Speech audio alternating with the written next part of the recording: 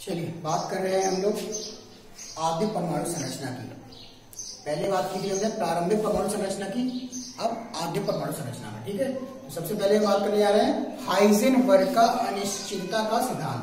ठीक है, हाइजेनबर्ग का अनिश्चितता का सिद्धांत। तो देखिएगा इस सिद्धांत के अनुसार क्या है, किसी गतिशील अति सूक्ष्म कण की स्थिति और वेग दोनों का एक साथ यथार्थ निर्धारण असंभव है। ठीक है, यानी कि कण की स्थिति और उसका वेग दोनों का एक साथ मान निकालना असंभव होता है। तो इनका जो सभी इस सिद्धांत में क्या था बताया था मैंने कि स्थिति और वेग दोनों की बात की गई। ठीक है, इसका एक साथ निर्धारण करना संभव था, पर क्या है इसके अनुसार क्या समीकरण है, delta P into delta X greater than equal to, ये दो साइन है, ये तो ग्रेटर देन है और ये नीचे वाला क्या है इक्वल टू। ठीक है, एच अपॉन 4 पाई। तो इसके अनुसार क्या था कि डेल्टा पी क्या है संवेग और ये क्या है स्थिति। किसी गतिशील अति सूक्ष्म कण के संवेग की अनिश्चितता डेल्टा पी और स्थिति की अनिश्चितता डेल्टा एक्स, ये माना गया डेल्टा एक्स का गुणनफल या तो h/4 पाई के बराबर या उससे अधिक होता है। ठीक है, यानी कि ये या तो बराबर या अधिक होता है। ये है क्या हाइजेनबर्ग का अनिश्चितता का सिद्धांत। अच्छा है, इंपॉर्टेंट है, थोड़ा पढ़िएगा। ठीक है, और इसको नोट डाउन भी करिएगा। चलिए बात करते हैं नेक्स्ट की, डे ब्रॉगली समीकरण। ठीक है, क्या बात कर रहे हैं हम लोग, डे ब्रॉगली समीकरण। डे ब्रॉगली समीकरण बात करने आ रहे हैं हम। ठीक है, तो कैसे समीकरण सॉल्व करेंगे, पहले तो क्वांटम सिद्धांत के आधार पर। ठीक, तो क्वांटम सिद्धांत के आधार पर क्या है, क्वांटम सिद्धांत के आधार पर हम फोटोन की ऊर्जा की बात करेंगे। ठीक है, तो फोटोन की ऊर्जा क्या होती है, E बराबर एच न्यू। ठीक है, क्या होती है, E बराबर एच न्यू, और न्यू क्या होता है, न्यू होता है क्या C अपॉन लैम्डा। ठीक है, इसको हम फ्रॉम फर्स्ट मान लेते हैं, इसको क्या मानते हैं सेकेंड। तो क्या करेंगे, फ्रॉम फर्स्ट एंड सेकेंड से इसकी वैल्यू रख देंगे, इसकी वैल्यू कहाँ देंगे, यहाँ पे रख देंगे। क्या आ जाएगा, E बराबर एच सी अपॉन लैम्डा, ये आ जाएगा। इसको क्या मान लेंगे, यहाँ पे थर्ड मान लेंगे। क्या मानेंगे, समीकरण थर्ड। और यहाँ पे क्या h क्या है, प्लांक नियतांक। ये h क्या है यहाँ पे, प्लांक नियतांक। ठीक, और c क्या है, c क्या है यहाँ पे संवेग। ठीक है, और लैम्डा क्या है, तरंग दैर्घ्य। अच्छा, इसी देखिएगा अगर हम यहाँ पे E बराबर mc स्क्वायर। ठीक है, ये आइंस्टीन के आधार पर है, किसके आधार पर है,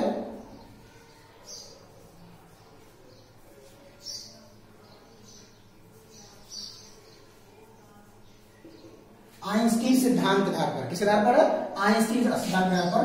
तो हम इसको क्या मान लेते हैं, समीकरण 4। ठीक है, ये थर्ड है, ये 4 है, इन दोनों को ले लेंगे फ्रॉम थर्ड एंड फोर्थ से। तो क्या करेंगे, इसकी वैल्यू यहाँ रख दें, एच सी अपॉन लैम्डा बराबर एम सी स्क्वायर, ये हो जाएगा। तो क्या करेंगे, एक सी से सी कैंसिल हो जाएगा, तो क्या बचेगा, एच अपॉन लैम्डा बराबर एम सी।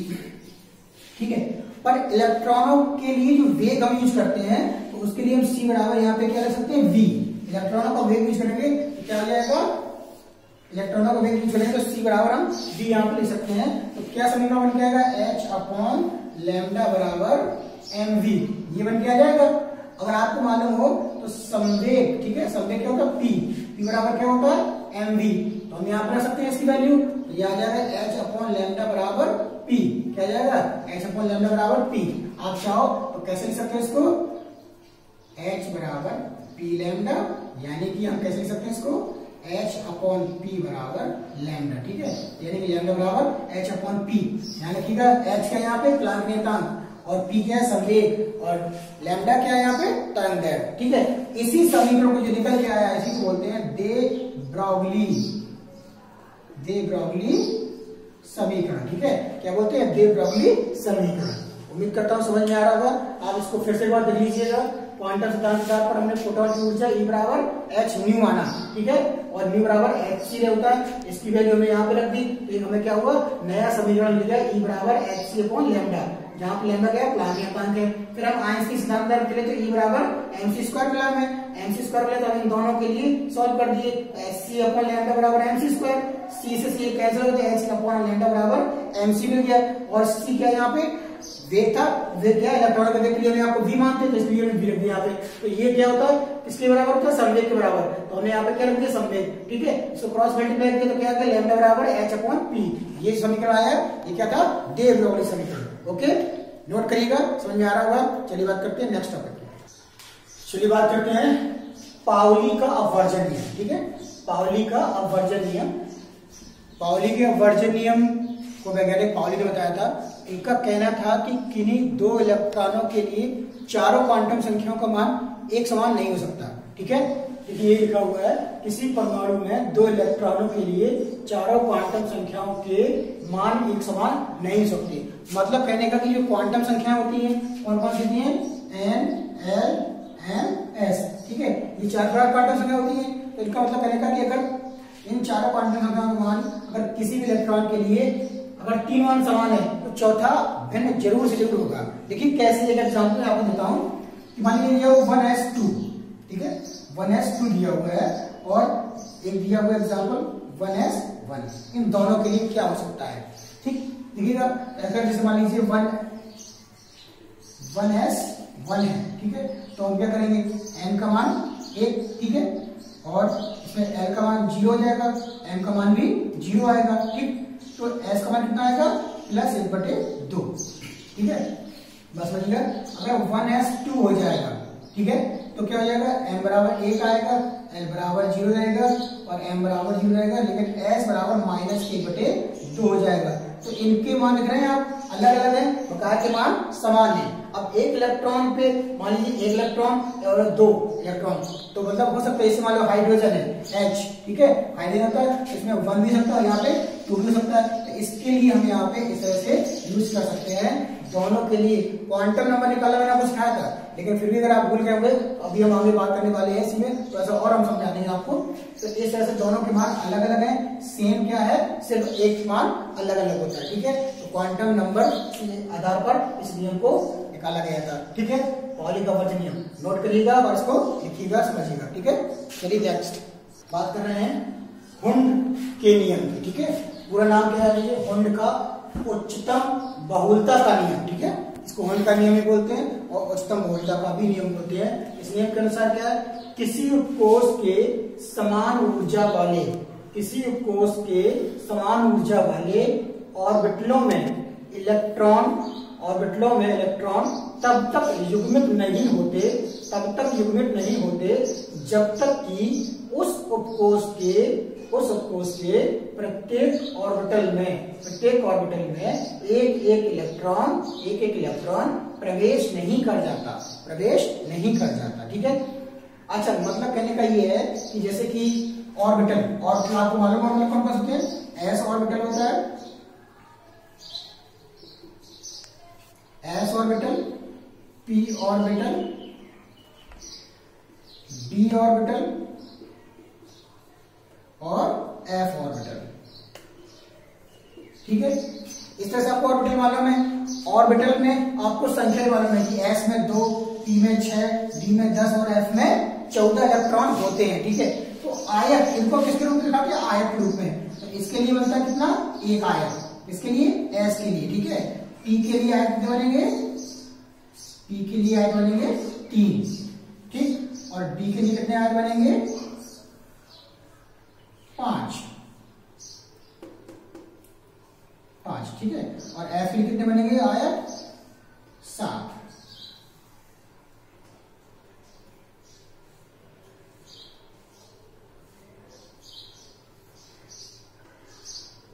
ठीक है, इस तरह से आयत बन गए। अब इसमें इलेक्ट्रॉन हमें कैसे दिखाना है, आपको मालूम है कि s में 2 होते हैं, ठीक है, और p में 6, d में 10 और f में 14 इलेक्ट्रॉन होते हैं। और एक आयत में कितने इलेक्ट्रॉन रहते हैं, 2, यानी कि एक पॉजिटिव एक नेगेटिव, ठीक है। इसमें पॉजिटिव फिर नेगेटिव, इस तरह से इलेक्ट्रॉन भरे जाते हैं। 1 2 3 4 5, ठीक है, 6 7 8 9 10। इसमें 1 2 3 4 5 6 7 8 9 10 11 12 13 एंड 14, ठीक है। ये एक इलेक्ट्रॉन ऊपर जाता है, एक इलेक्ट्रॉन नीचे आता है, मतलब प्लस माइनस की वजह से ऐसा है कि एक इलेक्ट्रॉन का प्लस होता है, क्यूब का नेगेटिव होता है, माइनस होता है, ठीक है। मतलब दक्षिणावर्त और वामावर्त के अनुसार, ठीक। बात समझ में आ रही है ना? तो ये नियम नोट करिएगा, इसको पढ़िएगा। अभी इसके बारे में हम इसके क्वेश्चन भी सॉल्व करवाएंगे आगे। चलिए बात करते हैं नेक्स्ट नियम की। ओके, नियम है ऑफ बाउ नियम, ठीक है। ऑफ बाउ नियम में क्या होता है? पहले बात यह कि ऑफ बाउ को ऑफ बाउ ने लिया था। ऑफ बाउ एक साइंटिस्ट है, लेकिन ऑफ बाउ का मतलब होता है रचना करना, रचना करना, ठीक है, या निर्माण करना, ठीक। इनके अनुसार क्या था? किसी परमाणु में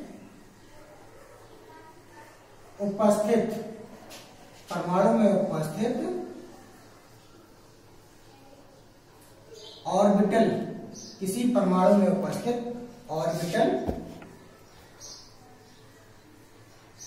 में इलेक्ट्रॉन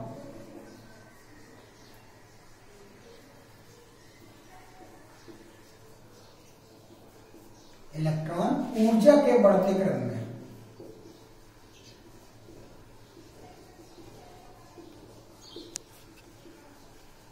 प्रवेश करते हैं, ठीक है। किसी परमाणु में उपस्थित ऑर्बिटलों में इलेक्ट्रॉन ऊर्जा के बढ़ते हुए क्रम में प्रवेश करते हैं, ठीक। कैसे करते हैं आपको मालूम है? ऑर्बिटल वही चार होते हैं, SPDF।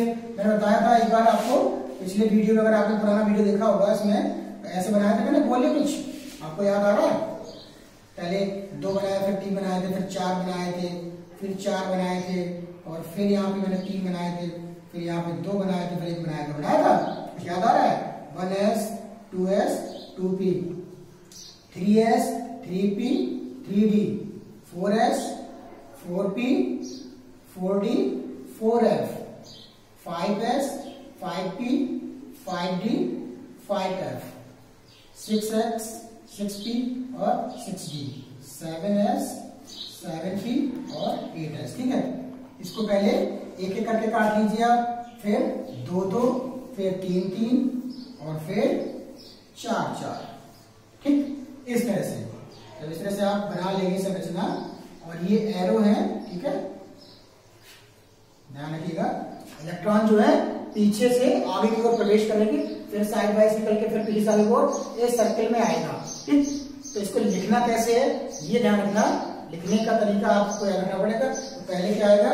1s 2s 2p 3s, यहां से लेंगे, फिर चलेंगे ps से 2p 3s, ठीक है। फिर चलेंगे पीछे से 3p 4s, फिर क्या चलेंगे 3d, फिर क्या आएगा 4p, फिर क्या आएगा 5s, फिर 4d 5p और 6s, ठीक है। फिर यहां से लेंगे नीचे वाले लाइन में 4f 5d 6p 7s 5f 6d 7p और 8s, ठीक है। इस तरह से हमको ये सर्कल में सारे के सारे लिखने हैं, क्योंकि यही जो है वो क्या करेंगे, ऊर्जा के बढ़ते हुए क्रम में इसमें इलेक्ट्रॉन प्रवेश करते हैं। कैसे करेंगे? अभी हमने इसके एग्जाम्पल बहुत सारे बताए थे पिछले वीडियो में, आपको अगर याद हो तो। फिर भी अभी कुछ बात इसके सारे एग्जाम्पल अभी लेंगे, ठीक है। चलिए बात करते हैं नेक्स्ट की। आप सारे बता दिए हैं जो भी इस चैप्टर में थे। कुछ प्रॉब्लम्स को हम यहाँ पे सबमिट कर रहे हैं। देखिए, जैसे क्वांटम नंबर का मान था, डिवाइस करवा देते हैं। किसी एक क्वांटम नंबर का मान दिया, मान लीजिए L बराबर 2 दिया हुआ है, ठीक है। L का तो द्विवंशी क्वांटम संख्या, द्विवंशी क्वांटम संख्या का मान दिया हुआ है, और इन्होंने m किसका मान पूछा? m चुंबकीय क्वांटम संख्या का मान पूछा हुआ है। तो कैसे निकाल सकते हैं? मैंने बताया था कि L बराबर 2 क्या होता है? प्लस से माइनस या माइनस से प्लस हो सकता है, ठीक है। 2 1 0 माइनस 1 माइनस के 2, ठीक। इस तरह से क्या आ जाएगा? ये मान आ जाएगा, ठीक। तो ये सवाल हो गया। अगर वो कहते कि ये तो मान की बात होगी, ठीक है, मान की। अगर वो कहेंगे L बराबर 2, तो m के कुल मान, क्या बात करें? कुल मान। तो कुल मान की बात करें तो m बराबर 2l प्लस 1, ये फॉर्मूला होता है, इसको हम लगा सकते हैं। क्या लगा सकते हैं? 2l plus 1। m बराबर 2 इंटू एल की वैल्यू कितनी है 2 प्लस 1 कितना हो जाएगा 4 प्लस 1 यानी कि 5। ठीक है, तो इस तरह से हम m की वैल्यू निकाल सकते हैं। ये मान हो गए और ये कुल मान हो गए, समझ में आ रहा बात। फिर इस तरह देखिएगा, अगर वो बात करता है कोई भी इलेक्ट्रॉन डायरेक्ट दे दिए समझ में पास की 3d7, ठीक है 3d7 के लिए 4 क्वांटम संख्या का मान बताइए, तो आगे वाला मान किसका होता है n बराबर t, और d के लिए मैंने बताया था आपको l के लिए क्या होता है जब निकालते हैं SPDF 0 1 2 3 बताया था ना, आप लोगों ने अगर प्रैक्टिस की होगी तो आपको अच्छे से याद होगा। अब ये क्या है यहाँ पे d का मान कितना 2, ठीक है कितना हो जाएगा l बराबर 2, जब l बराबर 2 है तो m बराबर 2 1 0 -1 -2, ठीक। अब क्या करना है यहाँ पे 7 इलेक्ट्रॉन, कितने इलेक्ट्रॉन है 7, तो हम इसके लिए अगर ऐसे आयत बना लें, ठीक है कितने 5 है यहाँ पे, तो 1 2 3 4 5, ठीक है बने 5। अब 7 इलेक्ट्रॉन पहले के लिए 1 फिर 2 3 4 5 6 7, तो 7 किस नीचे आया इस वाले के नीचे आया 1 के नीचे, ठीक है। अगर ऊपर आ रहा है तो पॉजिटिव है, नीचे तो नेगेटिव है, तो m बराबर तो 1 हो जाएगा, ठीक है। लेकिन जो s की वैल्यू कैसे होगी -1/2 होगी, s की वैल्यू कैसे होगी -1/2। अगर ऊपर में आता तो मान लीजिए यहाँ पे 5 होता तो हम ये नहीं लिखते, फिर यहाँ आते, ठीक है, तो s का मान क्या था +1/2, लेकिन m का मान -2 हो जाता, चेंज हो सकता था, ठीक है। तो इस तरह से आपको समझ में आ रहा है क्वेश्चन, ठीक। चलिए बात करते हैं नेक्स्ट क्वेश्चन, क्या निकालने जा रहे हैं अयुग्मित इलेक्ट्रॉन की संख्या। पूछता है मान लीजिए कोई एक तत्व दे दिया है एलिमेंट, और उसके लिए दिया हुआ उसने परमाणु क्रमांक दिया था, इस परमाणु में इतने इलेक्ट्रॉन है और इसके लिए अयुग्मित इलेक्ट्रॉन संख्या क्या होगी। तो हम कैसे निकालेंगे अयुग्मित, युग्मित और अयुग्मित, यानी कि कुल मिलाकर आप याद रखना कि युग्मित में सारी कक्षाएं पूर्ण होती हैं, अयुग्मित में कक्षाएं अपूर्ण होती हैं, तभी हम निकालते हैं, ठीक है। चलिए कैसे निकालेंगे, एक क्वेश्चन दिया हुआ है Fe बराबर 25 और ये प्लस के 2 आयन दिया हुआ, ठीक है, क्या लिखा प्लस के 2 आयन, याद रहेगा ना। आयन किसके लिए Fe के लिए 25। अब इसको हम दो बेस पे कर सकते हैं, अगर वो आयन दे दे तो फिर हम क्या करेंगे, इसको इलेक्ट्रॉन विन्यास क्या करेंगे कोस और अपोस में करेंगे। देखो दोनों तरीके में बता रहा हूं आपको, ठीक है, लेकिन सबसे अच्छा तरीका यह है कि अगर आयन दिया हो तो फिर कोस अपोस में कर लेंगे, जैसे 2 8 13 2, ठीक है, 1s2 2s2 2p6 3s2 3p6 3d5 और 4s2, ठीक है, बस हो ना। और पॉजिटिव आयन का मतलब होता है इलेक्ट्रॉन जाना, तो यहां से जाएगा ना पीछे से, तो क्या बचेगा आपके पास 1s2 2s2 2p6 3s2 3p6 और 3d5, क्या बचेगा 3d5, ठीक है। अब हमें जो अंत में कक्षा होती है, लास्ट में कक्षा होती है, ऑर्बिटल होता है, उसके लिए निकालना होता है। तो क्या है आपके पास, ये देखो 3d5, ये लिखा हुआ 3d5, d है, और d के लिए कितने ऑर्बिटल में आयन बनते हैं, कितने बनते हैं 5, 1 2 3 4 5, 1 2 3 4 5, ठीक है। और इलेक्ट्रॉन कितने हैं इसमें 5, 1 2 3 4 5, ठीक। तो इसमें अयुग्मित इलेक्ट्रॉन संख्या कितनी होगी 5, ठीक है, अयुग्मित इलेक्ट्रॉन की संख्या कितनी होगी 5, क्योंकि ये सब देखो अनकंप्लीट है, ठीक। जैसे मान लीजिए सपोज दूसरा एग्जांपल ले रहा हूं, इसी बता रहा हूं आपको, ठीक है। अगर ये जो ऐसे है, ये 3D की जगह पे 3d7 होता, ठीक है, तब क्या करते हैं आप, अगर 3d7 होता तो हम ऐसे बनाते हैं,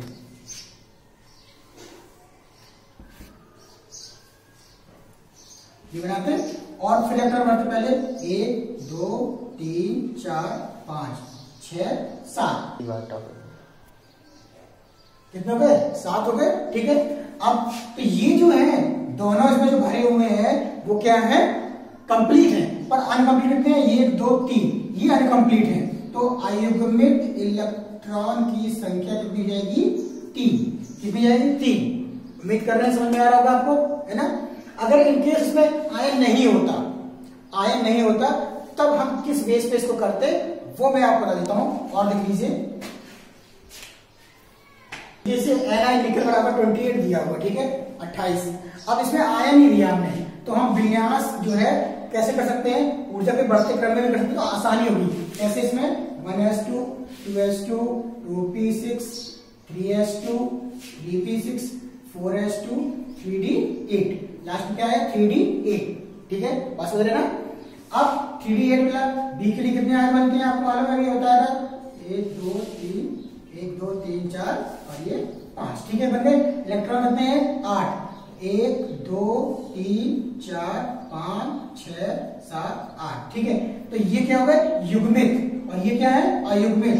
तो अयुग्मित इलेक्ट्रॉन की संख्या कितनी आएगी 2। उम्मीद कर रहा हूं आपको समझ में आ रहा होगा, क्योंकि अब इसमें आयन नहीं है तो हमें कुछ हटाना नहीं है, ठीक है। आयन दिया हो तो उस बेस पे करेंगे, आयन ना हो तो इस बेस पे करेंगे, तो आसानी हुई निकालने में। कर तो हम वैसे भी सकते हैं, लेकिन ये इजी मेथड है तो आपको सरल लगेगा, क्योंकि आपको इलेक्ट्रॉन ऐसा होता है दोनों बेस में कर सकते हैं। तो आप सीखे अयुग्मित इलेक्ट्रॉन सीखे निकालना, ये चैप्टर भी कंप्लीट हो गया है। अब कुछ भी अगर आपको पूछना हो तो आप कमेंट्स करिए, पूछिए, और हम बात करेंगे अब नए टॉपिक की। लाइक करिए, सब्सक्राइब करिए चैनल को, जो समझ में ना आए तो पूछिए। Thank you.